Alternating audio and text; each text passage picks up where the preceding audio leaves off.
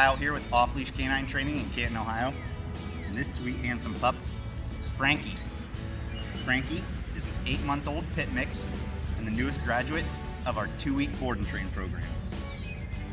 Frankie's a big teddy bear, but he can be a bit wild at times. He didn't have a lot of focus when we first started.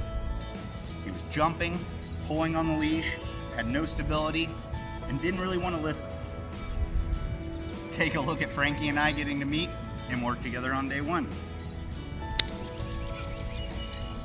Yes! When we first started on recall, Frankie was way more curious about everything else than he was listening and coming back to me. Frankie did know sit, but he didn't have any real focus. He was too excited with his new surroundings and was not going to lay down no matter how many times I asked. Frankie didn't really understand place when we first started. While he would walk over the cot, we had to build on his duration and his stability. You can see Frankie was all over the place on our first walk. He's a strong pup and pulled constantly on the leash. This was something we really needed to work on. Not only is Frankie incredibly lovable, he's incredibly smart, and you can see that in all of his progress. Take a look at everything Frankie accomplished in 14 short days, and let us know what you guys think.